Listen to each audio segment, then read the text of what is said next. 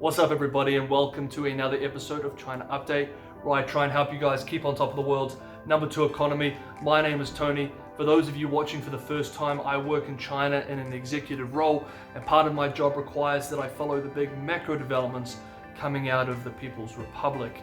If that's something you might be interested in, maybe consider subscribing. For everyone else, it's great to see you.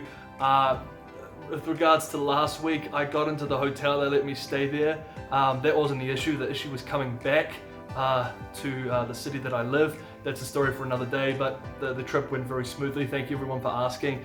As always, if you're interested in a specific story, I've listed them in chapters in the description below. And as always, it's always a massive help if you smash that like button. It tells the YouTube algorithm that this is legitimate content, and it's a big help for my channel, particularly because I produce this in China and I have to use a VPN to upload it, so it makes it a lot harder to keep that algorithm happy. Okay, let's jump into this week's China update. On Sunday, the People's Bank of China released its first quarter monetary policy implementation report. Interestingly, the central bank had previously vowed to, quote, avoid flood-like stimulus, unquote, and stick to targeted measures. However, the language in this report that was released on Sunday did not use that language. The People's Bank of China said its policies would put more emphasis on growth and employment, saying, quote, in response to the problems caused by insufficient demand, reduced consumption, business difficulties, and increased employment pressure triggered by coronavirus epidemic, we will firmly implement the strategy of expanding domestic demand, end quote. On Thursday, He Lifang, head of the National Development and Reform Commission, published an opinion where He advocated for rising the fiscal deficit ratio, substantially increasing special bonds at the national and local levels, and on the monetary side, cutting the reserve requirement ratio and interest rates and using re-lending. This week also, Song Hozi, an economist for the Marco Polo Institute, said, quote, Beijing seems to assess that the impact of the pandemic will percolate for some time, and that a powerful stimulus in the short term is a waste of ammunition when preparing for a protracted battle, end quote. Local governments have also been very, very busy in the first quarter of this year, borrowing off the official books to spend on local infrastructure in an effort to stabilize economic activity and avoid mass layoffs. According to S&P Global Ratings, this week, local government financing vehicles raised 1.6 trillion yuan, or $206 billion US, in the first quarter, the most raised in a quarter since reports began in 2005. The language from the government at all levels continues to indicate that their biggest concern is unemployment. Also, the Hong Kong-based South China Morning Post reports this week that Zhang Lin, a Beijing-based political economist observer, said that the wave of unemployment streaming from coronavirus is far greater than the previous two hits to employment in China. And he's referring to the Danwei, or the state-run enterprise reforms of the late 90s, which resulted in approximately 25 million people unemployed. And then the next big hit was the 08-09 financial crisis, when about 20 million migrant workers were put out of work. Like I've said over the last few weeks, unemployment numbers are probably much higher than the official numbers suggest, potentially as high as 60 to 80 million people that lost their jobs. This also ties into concerns regarding household debt, a matter that I'm going to get into a little later. Now, of course, some of the biggest news last year, particularly in the context of the China-US relationship, was the trade war. And in the middle of COVID-19 and everything that entails, it's very easy for us to forget that the trade relationship and the trade dispute issues are still going on behind the scenes, even with the signing of the so-called Phase 1 trade agreement. We discussed a lot of developments with the Phase 1 agreement, as well as the wider trade relationship, in many episodes in late last year. At the time that it was signed, I said the Phase 1 agreement was on very weak foundations. This week, there has been developments in relation to the trade agreement and the wider China-US trade relationship. So let's start at the beginning. On Monday, Chinese Vice Premier Liu He and US Trade Representative Robert Lighthizer had a conference call to discuss the Phase 1 trade agreement and its implementation in 2020. According to an official statement about the conversation, both sides agreed that in spite of the current pandemic, both countries fully expect to meet their obligations under the agreement in a timely manner. Despite the official statement, however, over last weekend and into Monday, state-run media in China hinted that the Chinese side should try to renegotiate terms within the Phase 1 agreement, saying that it was not a good deal for China anymore. Experts on both sides have also said that in the current environment, it's highly unlikely that China would be able to meet its 2020 obligations under the trade deal, even if it wanted to. On Tuesday, US President Donald Trump was asked about this and to give his views on whether the US would be willing to renegotiate any terms in the Phase 1 trade agreement. No, not at all. Not even a little bit. I'm not interested. We signed a deal. I had heard that too. They'd like to reopen the trade talk to make it a better deal for them. Then the following day, on Wednesday, Trump tweeted, quote, "As I have said for a long time, dealing with China is a very expensive thing to do. We just made a great trade deal. The ink was barely dry and the world was hit by the plague from China. 100 trade deals wouldn't make up the difference, and all those innocent lives lost." End quote. The following morning on Fox Business News, President Trump further escalated the rhetoric when he said, quote, "There are many things we could do. We could cut off the whole relationship, and you'd save $500 billion if you cut off the whole relationship." End quote.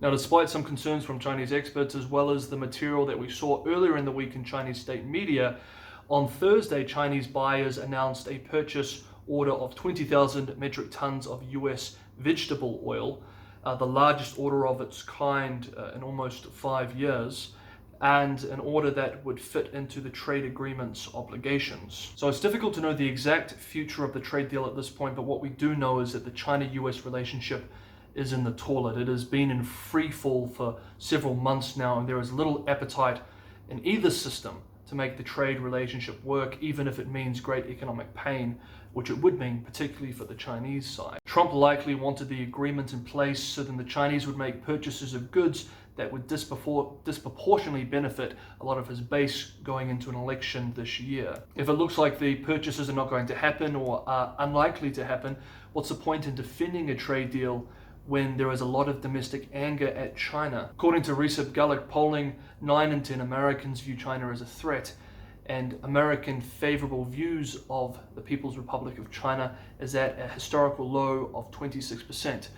For comparative purposes, Russia is 25%. On this point, it's also worth noting that if we jump across the northern border to Canada, Canadian views of China, popular views of China, are also at a historical low. According to the Angus Reid Institute, Canadian favorability of China sunk to 16%. As I said to you guys last year in 2019, when the Phase 1 agreement was signed, it was being signed on very, very weak foundations.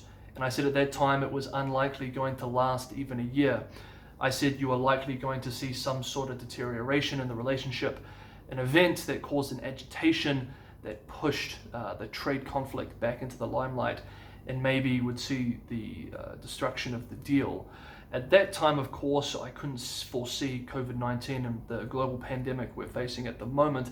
I actually thought the issue was probably going to stem from an issue with Hong Kong. But regardless, it seems that we may be seeing already the breaking point in terms of the trade deal. It's still unclear at this point whether we're going to see the trade deal discarded and a return to the trade war that mired the first and second largest global economies through most of last year and the year before. What I do know is that the trade relationship is the only real positive part of the US-China relationship at this point. If the trade war is reignited, if the trade agreement is scrapped or collapses, then there is nothing else holding the relationship together. It is all out conflict, everything short of a hot war. Okay, next up, let's talk about the outbreak situation in China. Most of the country is relatively stable, with activity slowly coming back, minus those who went bankrupt during the close down. But there are pockets of outbreaks across the country which are likely keeping local officials and maybe even some central government officials up at night. On Wednesday, the Health Commission of Jilin province reported 15 cases in the city of Shulan since Sunday. For those of you who don't know where Jilin and Shulan are, Jilin is a province in the northeast. It borders both Russia as well as North Korea, and Shulan is a small city or small region in that province. I'd never heard of it, and nobody that I worked with had ever heard of it before this small outbreak occurred. On Thursday, the number jumped to 24, including some people who had moved across to the province to the south. Jilin City is under a soft lockdown now. The 4.5 million people living there can now only exit the city after testing negative for the coronavirus and completing self-quarantine and medical supervision. Wuhan, the capital city of Hubei province and the epicenter of the country's epidemic, reported on Monday that it found several new cases of COVID-19. All had been classified as asymptomatic, but then started showing symptoms. On Tuesday, the government announced that all residents in the city of Wuhan would be required to take nucleic acid tests in the preceding 10 days. That's 11 million people in 10 days. Is that even possible? Well, Chinese media outfit Caixin Media says no, it's not. Wuhan does not have the testing capacity. In their report, Caixin quotes current and former experts in the Chinese CDC who believe testing everybody is both counterproductive as well as a huge waste of money and resources. This week, the People's Republic of China Ministry of Education said that 100 million students had returned to school, approximately 40% of all the students in the country. This week also, the Ministry of Culture and Tourism recommended that entertainment venues, which include things like cafes and bars that are open, only admit 50% of the available seats, and that theatres only admit 30%. Now, those of you who have been watching me for a while know that a favorite topic of mine is discussing debt, whether it's government debt or corporate debt, local or national debt, or household debt. Well, I want to discuss quickly again today the issue of household debt in the People's Republic of China.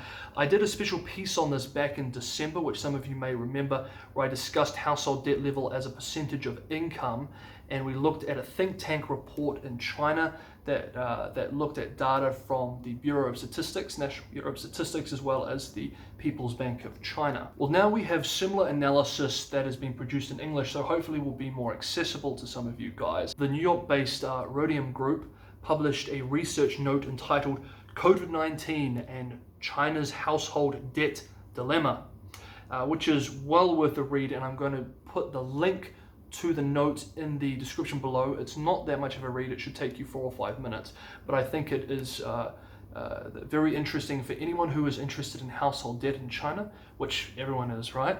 You should definitely give it a read. For those of you who don't have time to read a report on Chinese household debt levels because you're not interested or because you have a life, let me quickly summarize the key findings of the research note. 1. China's recent household debt expansion rivals that of the United States pre-crisis within a smaller economy. 2. Most household debt is linked to the property market, so household debt growth should slow this year. And 3. The economic fallout of the virus outbreak may include rising household defaults. Now, I spent about 5 or 6 minutes over 2 episodes last year, December 14 and December 21, I believe, if you're interested in checking those out. In those videos, I discussed the issue of household debt within China broadly and what it would mean for some key policy issues going forward at that time. So check those out if you're interested in my thoughts back then. What I wanted to quickly show you now, however, just to give you a sense of the debt accumulation so you can visualize it, is this graph that Rhodium Group provided. So let's have a look. Okay, this is the graph. So if we look down the bottom, we can see the time horizon beginning from June 05 and ending in December of last year. At the top you have, on the left-hand side, you see the percentages. Now, first up, I want you to look at the green line and the blue line. The green line is US household debt to GDP. The blue line is Chinese household debt to GDP. So this is how much private households in these countries household of debt compared to the national GDP. In 08 and 09, you can see that this peaked in the United States, and then you saw a slight reduction as a percentage of GDP over time. China, on the other hand, from 2006 to about 2008, 2009, as the crisis kicked into gear, growth was pretty flat. But then after 08 and 09, you start to saw an increase in accumulation. And the speed, you'll notice, of that increase has been quite fast. It's worth pointing out at this point that it's not particularly useful to look at household debt to GDP to get a good comparative analysis. This is because Chinese household income is a much lower percentage of national GDP than in the United States. Chinese household income is only about 43% of GDP, whereas within the United States it's closer to 65-70. What is more useful, however, is the yellow line and the orange line.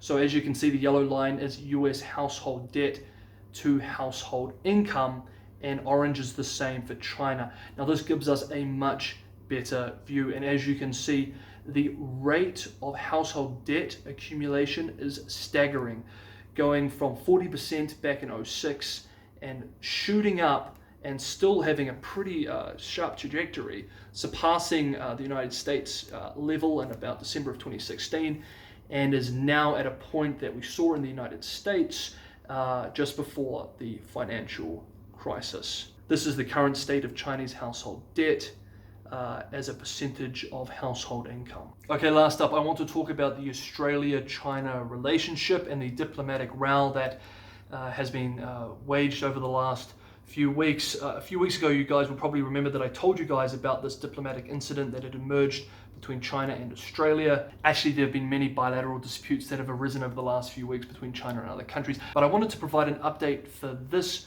particular engagement, as the Chinese comments and moves are similar to what we have seen in the past when economic leverage is used to push its position overseas. I also think this is a good case study for a dispute between China and a developed middle-sized country. Beijing has accused the federal government of Australia of launching an inquiry into the COVID-19 pandemic and not showing, quote, mutual respect and equality, unquote, which must form the basis of the relationship. The Chinese ambassador to Australia, Chang Jingye, threatened economic consequences if the federal government didn't behave itself. China represents a $153 billion export market for the Australians. Well, this week, barriers on Australian barley exports were raised, as well as sanctions on Australian beef from the states of Queensland and New South Wales. The Chinese side on Monday said that the erection of the barriers were in no way related to the diplomatic spat and shouldn't be viewed as a retaliatory measure. However, the Chinese language from the government and the state media soon became much sharper. On Tuesday, Foreign Ministry spokesperson Zhao Lijian commented on the situation, quote, "The Chinese side's recent erroneous words and deeds have upset the Chinese people, and that may impact bilateral relations. Is there any problem with that? How could it have anything to do with economic coercion?" Reference to Chinese people here is interesting. When Ambassador Chang Jingye made similar threats, he also said that Chinese people, consumers, may be unwilling to purchase Australian products or send their kids to Australian universities or even go to Australia on holiday. But tariffs and other barriers that are introduced by the state are not representative of consumer decisions. These are things that are forced on consumers at the border. On Wednesday, the Global Times published an article in English suggesting that the key audience was an overseas English-speaking audience. I think the title of the article says it all. The title is "Australia Delusional in Expecting Normal Trade Amid Tensions with China." As at the filming of this, the Australian Trade Minister, Simon Birmingham, has still not received a reply after requesting a call with his counterpart, the Chinese Commerce Minister. Okay guys, that was our episode for today. I hope you enjoyed it. Let me know if you have any comments, any analysis, or if you disagree with some of the points or my own analysis. I always welcome your guys' comments. I want to know what you think. I'm sorry if today's episode was a little bit longer. There was a lot to go through and there's a lot we couldn't even cover, but hopefully I can put some of that into next week's episode. If you enjoyed it, like I said, don't forget to smash that like button, comment, share. Any way you can support me would be absolutely appreciated. Right guys, have a great weekend. Stay safe wherever you are, and I will see you guys next time on China Update.